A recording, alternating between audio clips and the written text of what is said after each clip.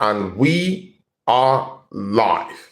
See ya, ladies and gentlemen. You are welcome to another episode of Real Talk. And of course, people, it's just me. People, I'm back. I'm back. People, I'm back. I'm back. I'm back.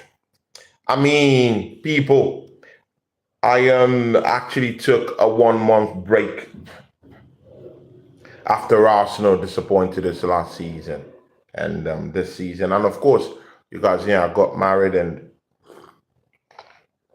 of course had to go spend quality time with my family and my people, my parents and everyone that I hold so dear. So I had to be out for almost a month out of action, people.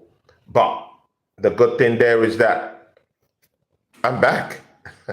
I'm back, and I'm back in one piece, and see, people, while I was out there in Africa and Turkey, of course, enjoying my holiday. I mean, I heard so much smack, come now from lots of YouTube podcasters, and to be very sincere, this is why we are being laughed at. This is why many rival fans don't respect us no more. They don't look at us, an Arsenal fan, and respect us no more. Because they think we're not balanced with our arguments. They think we're over the top. They can't really get real time analysis. If things is going wrong, say as it is. If things are as balanced as they are, say as it is. If things, are getting an upward movement, say as it is. And this is why they don't respect us no more. But you know what, people? I'm here to sanitize everything. I mean, you open know, I'm back. I'm back. I am my own man. I have my own words, and I say as it is. I say as it is. And I just give glory to God that I'm back. And of course, I have people on the channel. It says big up. How are you doing? Hope you're good. I hope you're right. Big ups to you. Big ups to you. Onye Ede is down here and she says, go Tony, go. Sure, you enjoyed Africa. Of course, I enjoyed Africa, my lady. Big ups to you, Onye Ede. How are you doing? I hope you're good. And of course, who's down here again? Andrew Ghost says, okay, I understand. Big ups to you, Andrew Ghost. He says, okay, I understand. is back here. He says, back and better. Yeah, see here. I'm back and better. No one is going to tell me anything, I'm going to analyze Arsenal the best way that I could see it, the best way that I could view it, the best way that I can view what's going on. You bet I'm going to do it. I'm not just going to sit by the sidelines, and allow this rival teams, this rival fans, troll Arsenal fans and club us, beat us to the ground when we've just brought in the fiercest and the most lethal attacker in the goddamn world, and it's down here at Arsenal Football Club. So, I mean, people, we're going to talk all about it. We're going to talk about Victor Gyokeres and what he's doing in training. People, have you seen the training videos? People, have you seen the training videos? Gyökeres, have you seen him in the training videos? People. I mean, let's just save breath. Let's save breath. for these rivals. Mind you, Tottenham Hotspurs will be the first to actually feel the pressure. Tottenham Hotspurs will be the first to actually be condemned, put to the sword by Arsenal's newest acquisitions. Yeah? People, Victor Gyökeres would be unleashed to unleash carnage on Tottenham Hotspur's own in a friendly. People, yeah. Do you really believe that there's anything like a Tottenham versus Arsenal friendly? People, I'll ask you guys in the charts, yeah? You guys know more. Yeah, because, people in the charts always know more these days. People, do you think that this so-called friendly that we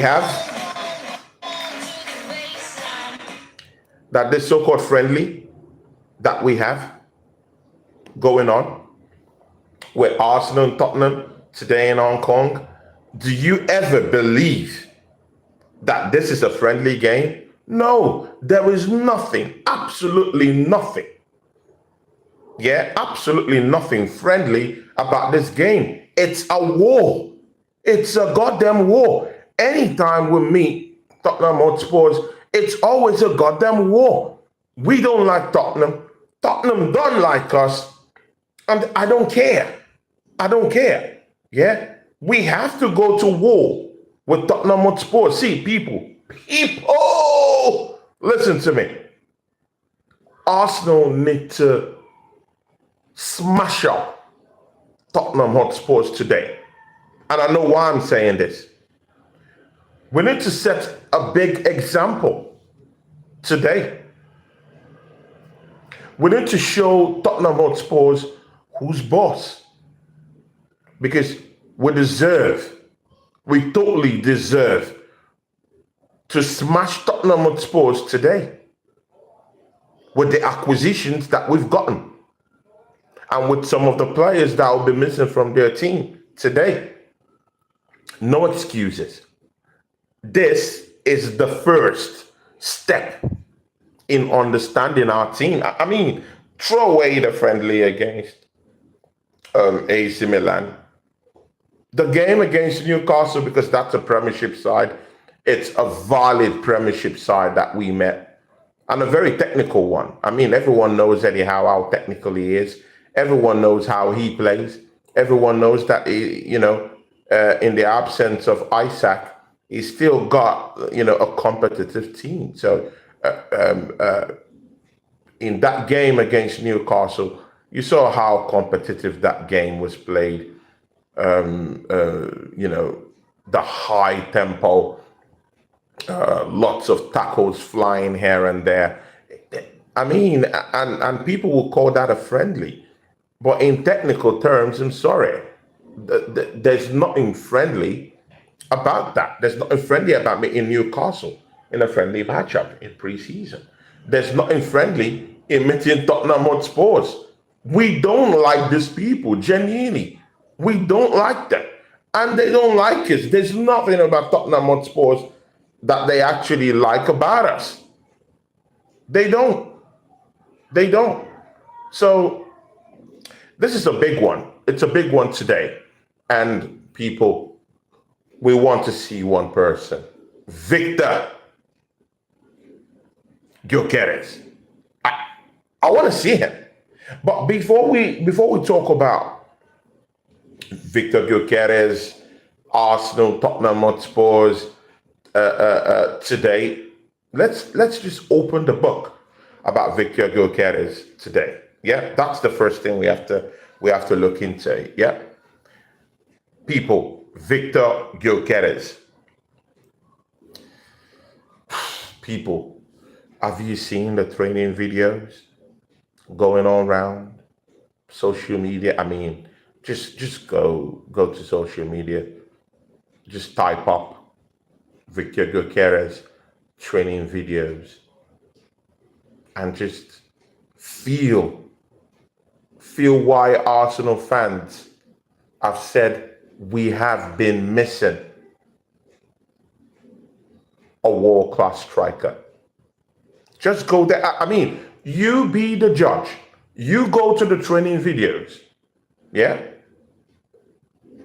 and ascertain yourself if you think that Arsenal have been missing a big-time striker. The proof is in the pudding, people.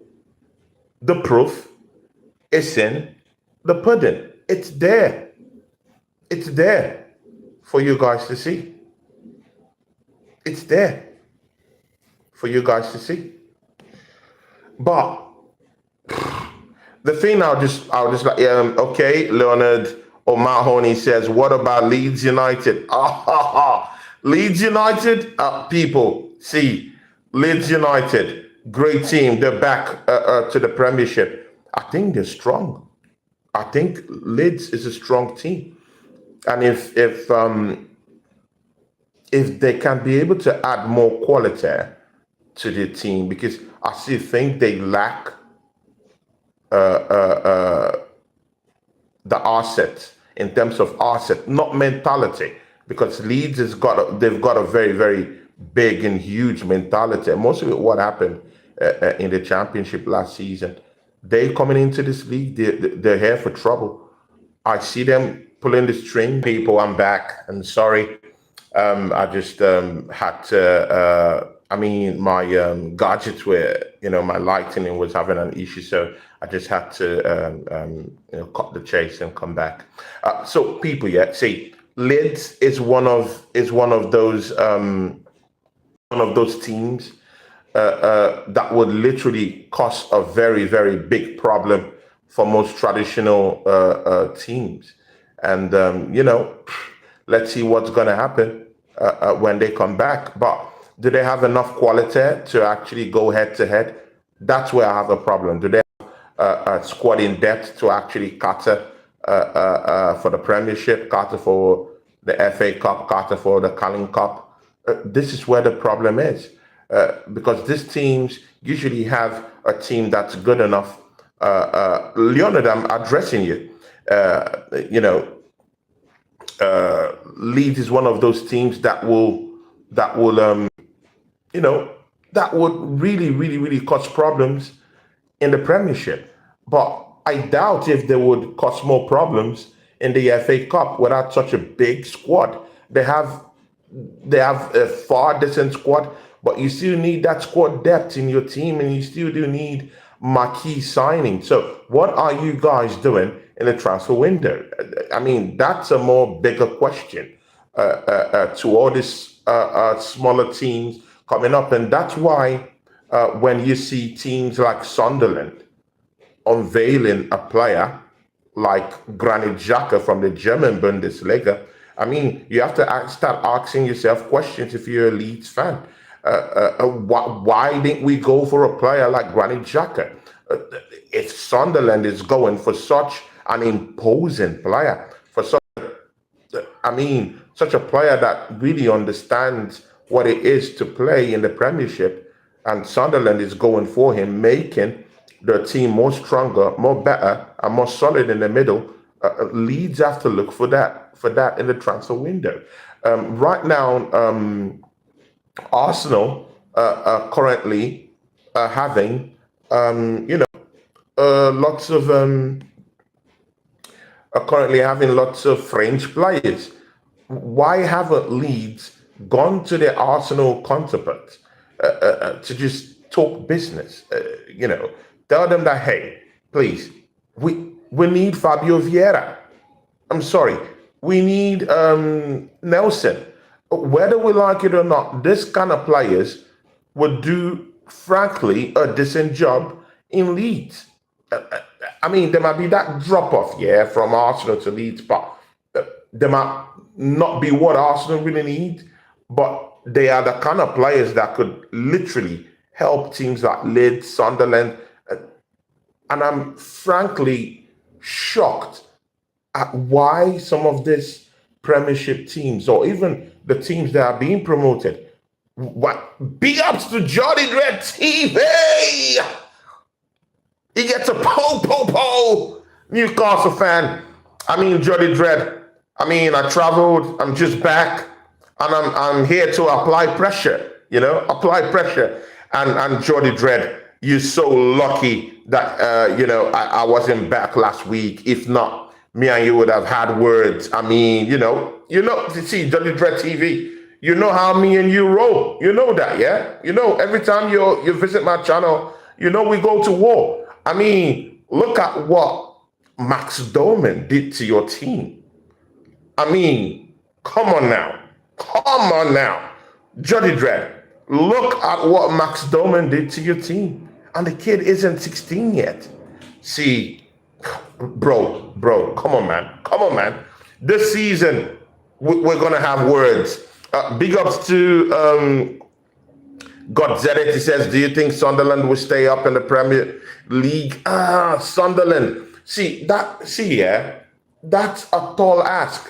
But when you look at how Sunderland is moving in the market, I mean, they're moving mad. I mean, the effrontery to go for an Gyökeres.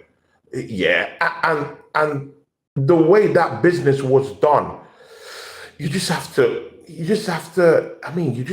it to Sunderland. I mean, you see that seriousness from them. And if they can be able to go get some of all these players that have played in the Premiership, bring them back and, just assemble the old horses together, that team could stay up. Basically, I think Sunderland might stay up. Leeds, I'll wait for Leeds to do some certain kind of business this season in the summer transfer window before I could say anything. Football team says, can I game a shout out, please? Yeah, football man. Big ups to you, football man. How you doing, my brother, man? Talk to these people too if you're in the charts. And Jolly Dread TV says, laughing out loud. Jolly Dread TV, come on, man. Look at what Max Dowman did to you. We have to have words. I have to come to your channel. I mean, I can't allow that Newcastle win just go to bed. We have to talk about it. I mean, Max Dowman, the shameful way Wellington, or whatever is his name, Joe Ellington, I mean, dragged that young kid, and he's not 16 yet. Yeah, the disgraceful way he conducted himself. Yeah, I know you played with Isaac and the remaining of the gunman, but you had Gyökeres down there. I mean, you see, had some hard hitters in that team. It was a scrappy game, but Arsenal won. It's nothing to brag about. See, I'm back. See, people, it's not my Wi-Fi. I don't know why my system is shutting down. It's just shutting down for a reason. But anyway, I guess I'm back. So, yeah, it's not my Wi-Fi. It's just my, I don't know why my systems are getting overheated. Godzedit says, Nelson, we do not need, we already have backup. Yeah, I mean, see, and again, God's in it. I mean, I hear you when you say these things, yeah? But you also have to remember you need squad depth. It's not enough to say you have backups. I mean, Nelson could play in midfield for you. Nelson could also play down the wings for you. I mean, you never can tell when it comes to these games. You can see a team like Tottenham Hotspurs that lost nearly all their team players last season to injuries. You can see a team like Arsenal that lost most of their players to injuries last season. I mean, yeah, many Premiership teams last season, injuries galore. Manchester United, injuries galore. When you are playing in the Premiership, I mean, all hands must be on deck. You need, even if you have backup players, you need 2 more backup players in those positions to get you going. If those positions are pivotal to your gameplay, you need at least two backups going into the next season. And you're not just playing the Premiership. I hear you got Zenit when you say you already have that backup But I'm sorry, man. Bro, you need squad in depth. You need squad in depth. You need a big squad. You need a big squad. See, people, this is one of the biggest problems here that I've had with Arsenal fans. Yeah?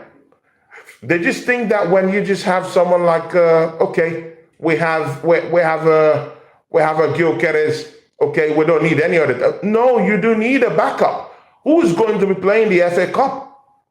Who's going to be playing the starting stages of the Carling Cup? If someone like Kai Havertz is injured, then you would need a Victor Gyökeres, and that's a bigger problem.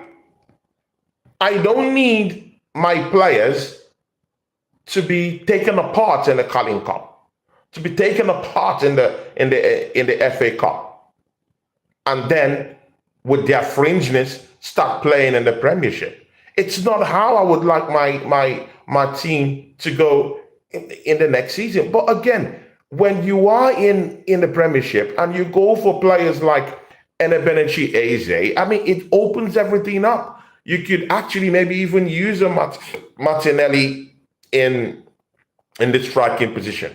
Sell off Trossard. Get Eze into that left-hand side. Eze could also even play in that number 10 area. We'll talk in-depthly about this Eze signing mostly on my show with my brother today, BBK Sports anyway. But see, yeah, you need squad in depth. And if Arsenal finish up with this Eze signing, that would be a great, great summer transfer window for me.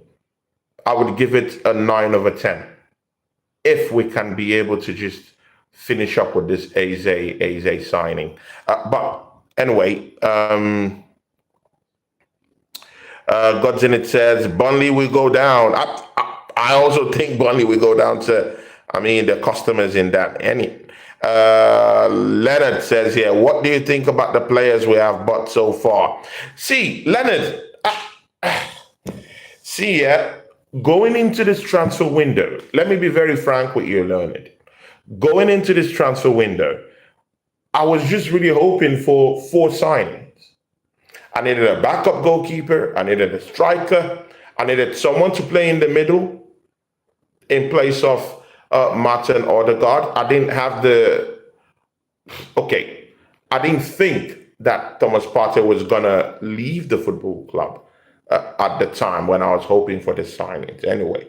But I was hoping for a backup for Martin Odegaard, a backup for Bukayo Saka, and a player down the left-hand side. This was my vision of the transfer window. So I would give marks. Leonard, listen. I would give marks to each position that Arsenal have actually covered and covered well. Kepa. People, that Kepa signing right now, it's now looking like something different. But when we brought in Kepa this summer, I was hurt. I didn't feel happy. But the thing there, and this is what I'll be discussing with my brother BBK Sports today when we have our show just before the Arsenal matchup after the Arsenal matchup by 5 p.m. today. 3 p.m. today. The reason why I had to go through a soul-searching process for me to understand why that Kepa signing was so hurtful to me. And I came up with that theory that it's not that Kepa isn't a decent player. It's not that Kepa cannot fight for that number 1 shirt. It's not that Kepa isn't quality. He has resuscitated his career in Bournemouth. It's just because Arsenal went to Chelsea and we signed a player from Chelsea. I was so tired of Arsenal getting Chelsea players that I was so blind to the kind of players that we're going to bring in the summer. So anything with Chelsea, any dealing with Chelsea, no matter who the player was hurtful to me. But I've had a change of mind. Have sort of like gone through soul searching, and I've come to that conclusion that the Kepa signing was a good signing. It was genius, to be very sincere with you. My only pain is that we're going to Chelsea and getting another player from them. That was a problem. So they covered that goalkeeping area. You could see our number one back-to-back Golden Glove. Can he do better? Yes. Do I think Kepa can usurp him? The answer is yes. With the performances I've seen Kepa put in place in just his 2 preseason, although I want to see him in a more competitive Premier League matchup, so I could be able to decipher what works. But Kepa is looking good. Had some couple of great saves against Newcastle. He kept a penalty in that AC Milan game. That signing is beginning to look okay. Beginning to look like the guy to push our number one, to a different zone, and that's what we want. We want competition for places. So Arsenal covered that goalkeeping position. Arsenal have brought in a backup defender. That's good. Mosquera, Spanish under 21 player, tall, 6 foot plus. This guy's a brute. He's angry looking. I mean, he has a stern look. He's a beast. He's a monster. Hard tackling. He's had nothing less than 90 senior appearances for Valencia in itself, and I think he's a decent player. A great backup to have when mostly we're hearing the rumors about Real Madrid coming for Saliba. I mean, you people know that knock from Real Madrid suddenly becomes a different kind of knock when it's Real Madrid. We all know Saliba's head can yet be turned again. And again, this is happening at the start of the season when Saliba's, I mean, you guys saw at the tail end of last season, yeah, when Real Madrid was, dishing out those knocks, yeah, for William Saliba. You guys saw what happened. Yeah, it affected his gameplay. It affected his mentality. And to be very sincere with you, I really thought that Saliba would be on his way this summer. I'm completely shocked and gobsmacked that Saliba is out of this football club. Because you and me know that Real Madrid come with a different knock on the door. I'm shocked at that. But the good thing is that William Saliba wants to stay at Arsenal with what I've seen, and he might be staying at Arsenal. So either way, we win. We've brought in Mosquera, who I think can play in right back, can play in right centre back. He can also play in that left centre back too. In every area in centre back, he could play. I mean, it's just only the left back area that I think there'll be problems where he can't play in. But I've heard that he has also played in left back too. So we have a defender that's multi-dimensional across the back four. So that will come in handy. Now, Arsenal haven't signed a left-sided winger yet. Yeah, people, I'm back again. I don't know why. I think it's because I've not been using my gadgets for such a long time, and probably maybe that's why these things are overheating somehow. But anyway, I'm back here to finish up the show. But see ya, people, yeah. It's the striking position. Arsenal have gotten Gyökeres down there. So that counts for something. I would just say that Arsenal's transfer window it's about 6/10 right now, just because of the striker, because of the backup defender, because of the backup goalkeeper. I think we're okay.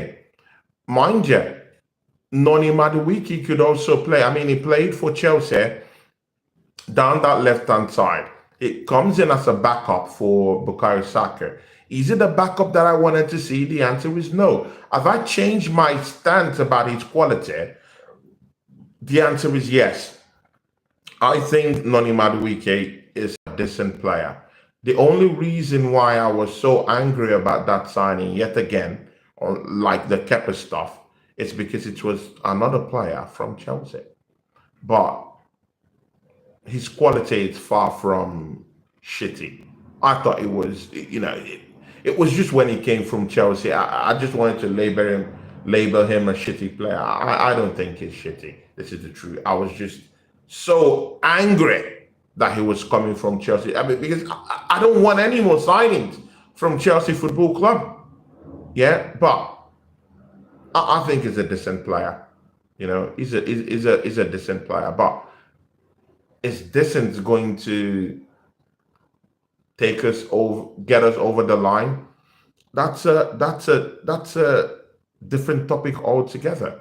I do think that we need world class players down here, and that's why when you get a player like Victor Gyokeres down here, he's gonna shatter lots of records. He's gonna score goals, shirt sales, merch sales, up everything. See, yeah, people, yeah. I mean, there's just something about when you get in a world class player into your full club. It just changes everything. It changes the culture. It changes the attitude. I mean, look at Victor Gyökeres in those training videos. I mean, I heard he had 18 shots, and I heard he scored all of them. I mean, at the start of last season, yeah, we saw Kai Havertz training, yeah, and he was just losing one-on-ones in training. One-on-ones. He was losing everything. People, Victor Gyökeres in training, he was just slotting in those goals. Big ups to Chidera. Chidera says, hi. Waffle says, he's back, yeah. I'm back, Waffle Don. People, I'll build a Waffle Don, yeah? Tomorrow, my brother from another mother. This guy really, I mean, while I was away, he really held me down, putting my name here and there, and, even in his streams. I mean, he's my brother. He's one of those people that I've worked closely with, and, became friends, and it's more like a brother to me right now, a Waffle Don, and we'll be back with our show, The Angry Goonies, tomorrow. Hopefully it will be an angry one, because we have Tottenham Hotspurs to destroy today. So let's see what happens. That'll be a big one. Finian Kumtai says, Chelsea always sends you bad players. Yeah, I mean, yes. But when you look at Kepa, and with the friendly matches that Kepa has played for Arsenal, would you say that Kepa is shit? The answer is no. I don't think Kepa is shit. So any signings from Chelsea, we will label them shit. That's because of the antecedent. That's because of the history we have. But again, I've taken time to cool myself down and ask myself certain questions.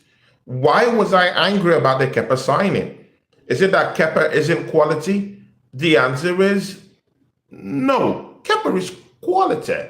He's a quality goalkeeper. Seen him in those friendly matches. Seen him in that game against Bournemouth, and he's a decent player. It's that in there. Suddenly, that signing from Chelsea might be something that Arsenal might have really needed.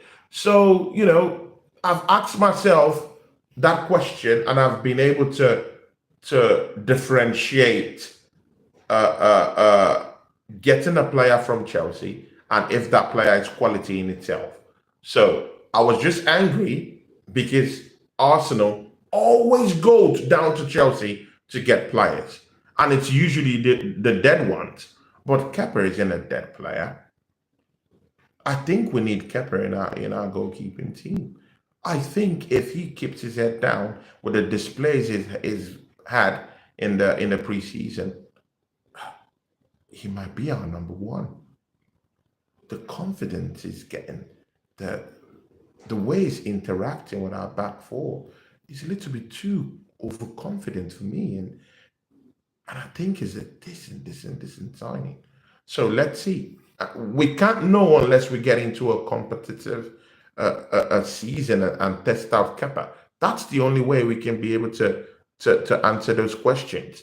DZ9 Bob says Arsenal on for another fourth place finish. Well, see here, DZ9. I mean, that's what you think. Personally, this season, I think Arsenal would go for. You know why? Because we've gotten a striker in. You know why? We're linked to Eze, and if it comes in, our left-hand side, put on a leash. We'll have backup down that left-hand side because we might either sell Trossard or Martinelli, any of those two. And I'm frankly okay with any of those two leaving the football club. It's totally okay if any of them leave. Eze will play that left-hand side. And if we need to tactically switch things over, we can just throw away Odegaard and allow the Eze come in from the middle. See, I don't know why Mikel Arteta is so obsessed with this number 10 as a creator in the team. Sometimes you could just throw it all away and get tricky players who could come down the middle and just take players apart. Forget who is going to create. When you have players that are technically gifted in dribbling and have some certain kind of skills, mostly in attracting players to them, you don't need that traditional number 10.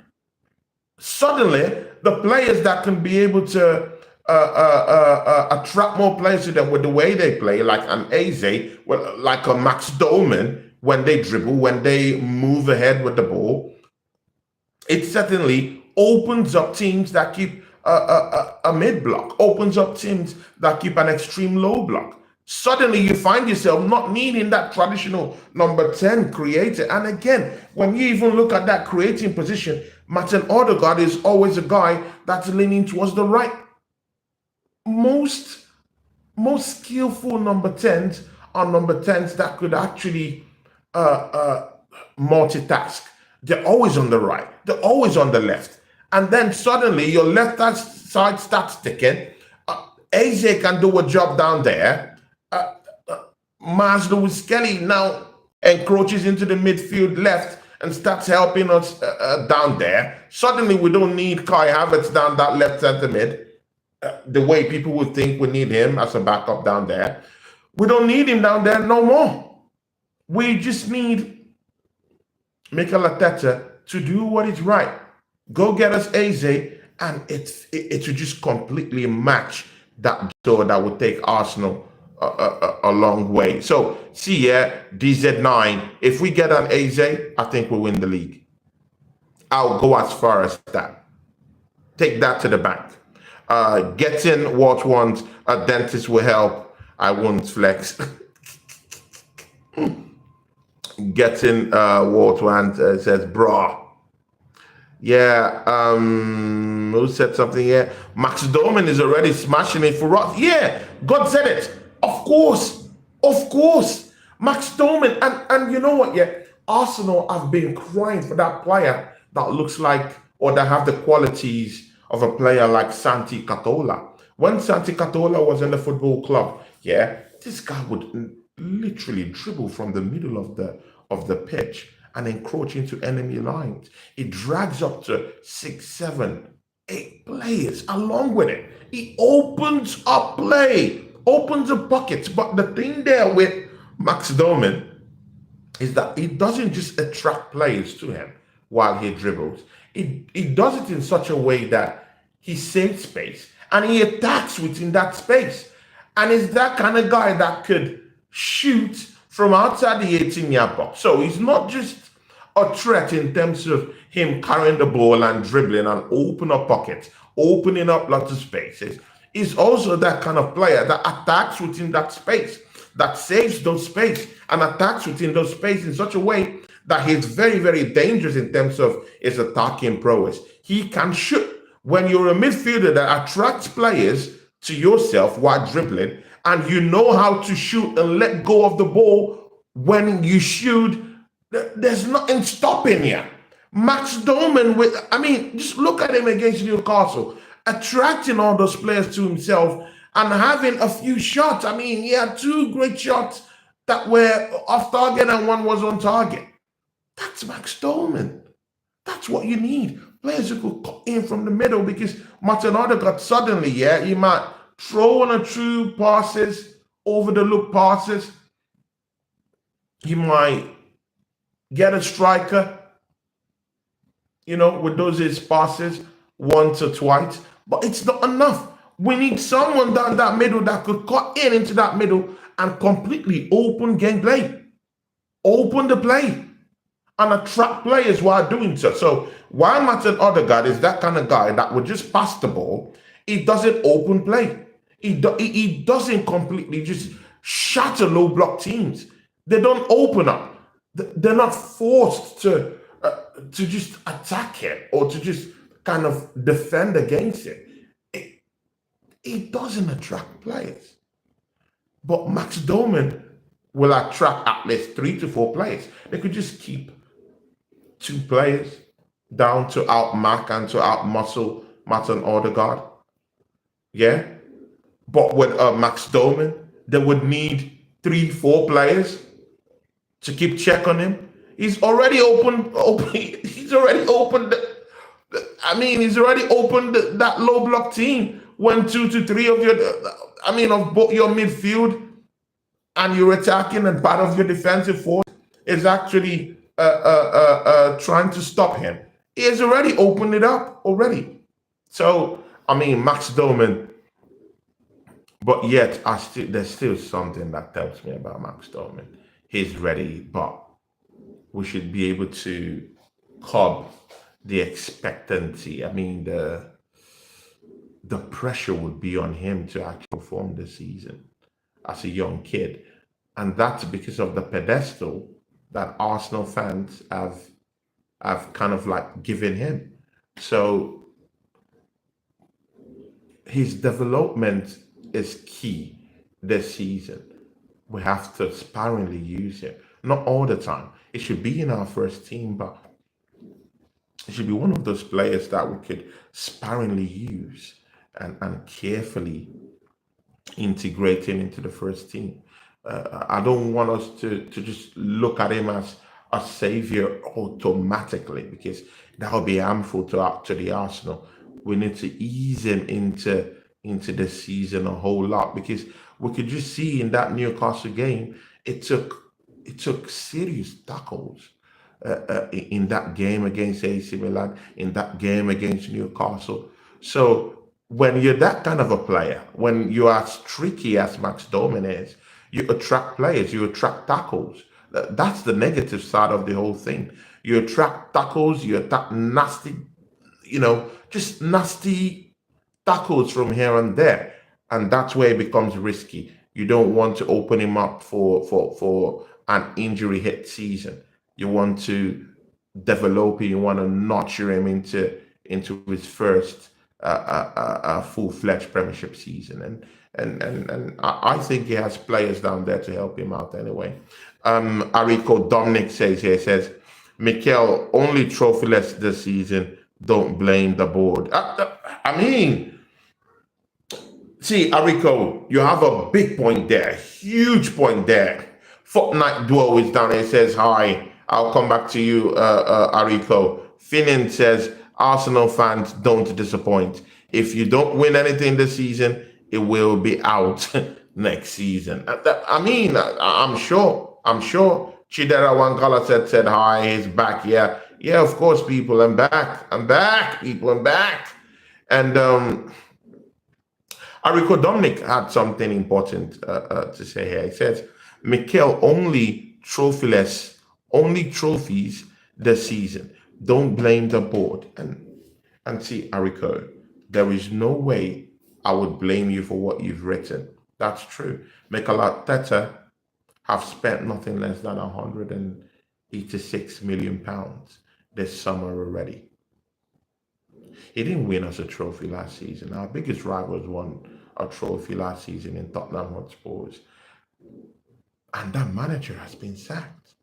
You can imagine a manager won the Europa League, which is the second biggest European competition in terms of club sides competition, and the manager was sacked. That's something huge. That's something big.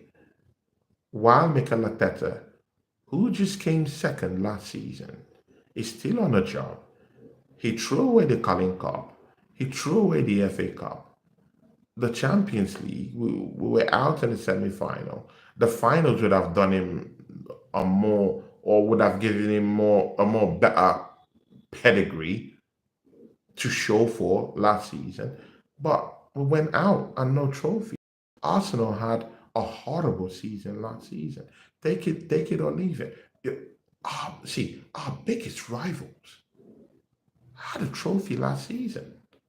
There is no way in the heavens that you can compare that with what Arsenal got. The only thing we got to show for last season is Champions League qualification. I mean, Chelsea got Champions League qualification last season. Boo-hoo, who cares?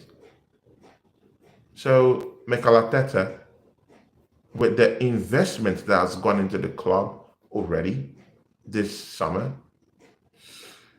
I mean, it's either a trophy or bust. As in, there's no other way. And the board they've even piled the pressure on Mikel Arteta in some way, because I mean, and they've done this in such a tremendous way. They've given Mikel Arteta, to my idea and to my opinion, the biggest gift every manager would actually want in a team. And that is Victor Gyökeres. When the hottest property in Europe is being brought into your football club, and when another hot property in Europe, in terms of Martin Zubimendi, is in your team, I'm sorry, you have to be winning the league with that. You have to win the league with that. You have hot property in Bukayo Saka down the right. You have to win the league. You have two of the best centre-back period in the world, in Saliba, in Gabriel. You need to win the league. At this point, there is no excuse. And you have backup in Max Dowman. You have backup in Noni Madueke, who could come in and help out both in the left and in the right-hand side. Suddenly, Mikel Arteta is being led to the slaughterhouse, not by the fans themselves. Podcasters don't even need to talk about Mikel Arteta no more. To be very sincere with you, I don't even want any podcaster to give credence to the talk of Mikel Arteta this season. The board would find out about Mikel Arteta themselves. So I want to do less talking when it comes to my ideas about Mikel Arteta, because the board would find it out themselves at the end of the season. Because they brought you, bro, see, it doesn't get better than this. They've brought you the biggest striker in Europe right now. There is no excuse.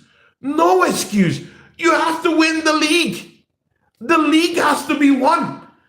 Bringing Victor Gyokeres suddenly should dramatically change our lot from second best to first. That is, people, there is no excuse. We need to win the league at this point. There is no excuse. Big ups to Chris. It says, don't play Max Dowman He's really good, but he's just 15. Chris, I don't agree. I don't agree. I mean, when you look at Manchester City and the players that came through the ranks, yeah, they had players who were that young that came in and played. You have to give the youth a chance, yeah. You have to give them space to breathe. You have to develop them into similarity in terms of understanding how to play, harmonizing them and integrating them into your first 11. Not as first squatters, but as backup squatters. They need to learn. They need to learn. And that's why I'm thinking that Max Dowman might actually see more gameplay than Nwaneri this season. Because in Nwaneri's position, we have Bukayo Saka who could play in that position. And again, Nwaneri's position, it's a position that we have multiple players that can play. He's not that kind of guy that attracts players around him while going with the ball. His threat level is not to that point. But Max Dowman's threat level is what you could see. It's as clear, it's crystal clear that Max Dowman's quality is what Arsenal needs. Arsenal don't have that player who could cut through the middle and attract up to 4 or 5 players with him. He dribbles, he carries his players along, he creates spaces, and he attacks those spaces as well as saves those spaces at the same time. He's such an amazing player. That is the player we need, Max Dowman. There is no way in the heavens, Chris, where you should say that we should not play Max Dowman. I'm sorry. I clearly disagree with that. I think he should be integrated into... Bro, you're talking of a 15-year-old that's completely putting Arsenal players on their asses in training. He completely disgraces our big-time players.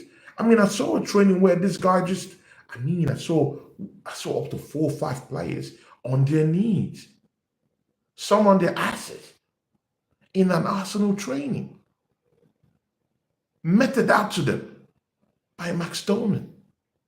Doesn't get better than that. In what way? In what way should Max Dowman tell you, Mikel Arteta, Arsenal fan base, I'm ready? That's the only way. And we have to play him. We have to integrate him into the squad. Chris says give him some more time. Yeah, I do agree that we should. And that's why we need a manager who clearly understands how to manage the quality and to manage the time of players that we're bringing into our first team, mostly young players. Is Mikel Arteta the best guy to do that? I don't think so. I think under a more careful manager that knows how to win stuff, there won't be pressure on Max Dowman to actually perform. Suddenly, there won't be any pressure from the fan base. Suddenly, there won't be any pressure from the manager to actually need him to change games. When you have a team that can actually change games in sufficiency with the first 11, you would not need Max Dowman to come there and suddenly be the savior. But with Arsenal Football Club, we're already looking at him as the next best thing. We're already looking at him as a savior, which means that in our first team, we don't have the quality of that player. And that's why I'm saying we need Eze, someone who has similar capabilities of what Max Dowman brings to the table. Suddenly, when you put Eze down that middle, he attracts players, he dribbles, he cuts into that middle, it could open up spaces, it could cut through low block, it could cut through mid blocks, and suddenly you have a team player who walks straight into your first 11, while you can bring in a Max Dowman in the last 20 minutes of a competitive Premier League game and give him minutes, and he will still do something, but without pressure. So he should play He should be given time to play, but it should be from a more developmental process, from a more on the fringe area, rather than needing him in our first 11 to perform miracles. And that's what I don't want Arsenal fans to actually think. Um, Chris says, give him some more time. David also says, I need time. Oh my days. I mean, David, this is the only time he's going to get to win us anything. This is the only time he's got to win anything for us. Gangland says, in it. Exactly, in it. Liverpool deserve to win great business. Liverpool, see, people, I have my ideas. I have my ideas of Liverpool this season. How can you go into a season here being Premiership champions and not going into the next season with your starting attack that won you the trophy in the first place? Liverpool are going to struggle next season, people. Take it from me. They're going to struggle. They sold Diaz to Bayern Munich. Everyone knew what Diaz brought to the table for them. Rest in peace, Diego Jota was lost. Now, under no circumstance would Liverpool deal with the loss of Jota. When you have someone, a capable and a competitive hand, who would come in from the bench, from the fringes, and come in every season to give you nothing less than 15, 17 goals every season from the bench, from the fringe area. That is, I mean, that is something that isn't in this market. Suddenly losing Jota is akin to losing an important member in your first 11. That alone should send shivers down Liverpool's spine when they're playing next season, because they've lost Jota. Who is the capable hand from the bench that would give them significantly 15 to 17 goals from the bench? I'm sorry, it's off. Rest in peace, Diego Jota. But Liverpool would struggle next season. And yes, people are talking about a certain Ekitike. People, yeah. Arsenal have got a striker who outscored Ekitike and Isaac, both of them, last season. And Victor Gyokeres, people. He scored two of them. Good. Now, you're talking about Ekitike, who played in Rennes. See, people. Lacazette was a far more effective and better player in the French League 1 than Ekitike ever was for Rennes. He came to this league and he struggled. Good. If you don't believe that, throw that out the window. Olivier Giroud, one of the best the French league I've ever seen, played in a Montpellier team that actually won the league in the French League 1. Had a more better pedigree when he was playing in the French League 1 than Ekitike had when he was playing for Rennes. Suddenly, we start saying that when Giroud came down to Arsenal, he struggled as a player. He didn't shatter the ceiling at Arsenal. Even when he went to Chelsea, he was a team player at first. He didn't light up Chelsea. Yeah, he won individual trophies here and there, but he didn't light it up. And then Ekitike goes down to the German Bundesliga, and as far as I'm concerned, he didn't do Mamouche numbers. And Mamouche has been in Manchester City since January. And I do classify Mamouche as a more better striker than Ekitike. Suddenly, we're now saying that Ekitike signing could just be a decent guy in the grand scheme of things. Liverpool struggle. And then they have a Nunes who's a big passenger in that team. I mean, yeah, he could create lots of chances for himself. It's not great goal poacher. 10 goals at best every season. Is that the guy to win them the league? They have Ritz. I mean, I saw him against AC Milan and I was like, is this the player that's worth $145 million? No, I don't want him. I'm sorry, people. I don't want Ritz. If that is what $145 million gets for you, I'm sorry. I don't think it's gonna see so much joys in the Premiership. It's gonna struggle. I see Liverpool struggling next season. Seems like Chelsea could even gazump Liverpool in the grand scheme of things, the way I'm seeing it, people. But I'm just saying at this point, I mean, you can't lose nearly 50% of your attacking muscle in the Premiership that won you the Premiership title, going into a new season and thinking that you're going to retain that title. I don't think so. The dramatic court and the kind of players that featured for Liverpool last season, going into this new season, I think they've struggled. Mostly them selling Diaz. It's a big, huge loss.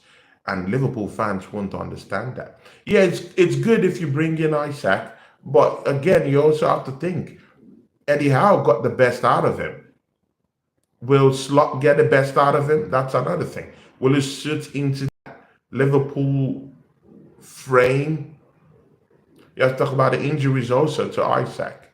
Also, I mean, again,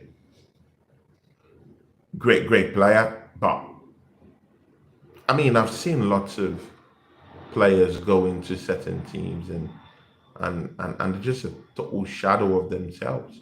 So let's just see what that Isaac to Liverpool brings. But I think they will struggle. David Owusi says Liverpool deserve to win. Great business. Gangland says, hey yo, well, Guam fam got the foot blood in it. Gangland, big ups. He says professional chauffeur in it, fam. Hey yo, Ra, who's that? Hakim Sa says we need Rodrigo and Eze, then we can go for the league and UCL. Hakim Sa, I don't think Arsenal will get Rodrigo for some reason. I think we're firmly in the market for Eze. I think Andre Berta is in for Eze. I think discussions have already been made with Crystal Palace, but I don't think Arsenal would entertain anything Real Madrid would be letting off, in that transfer squabble with Rodrigo. First of all, Arsenal would have to part with nothing less than £90 million going for Rodrigo. And within those conversations, when you go to bed with Real Madrid, they're not going to bed with you for the right reasons.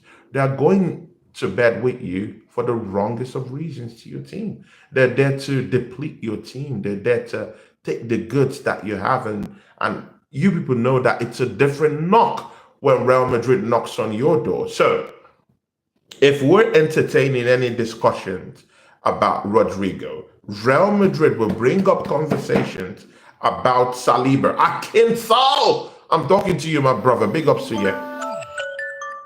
If we go to Real Madrid, and this is why I know that Arsenal haven't even begun any talks about Rodrigo coming to the team, and why it's a better proposition to bring in Eze to tuck him into that left-hand side. If we go and talk to Real Madrid about Rodrigo, they will decide to talk to us about the transfer of Saliba. That's a conversation that I think that the Arsenal board don't want to discuss at this time. They don't want to engage Real Madrid in any discussions about any transfers of any of the players right now.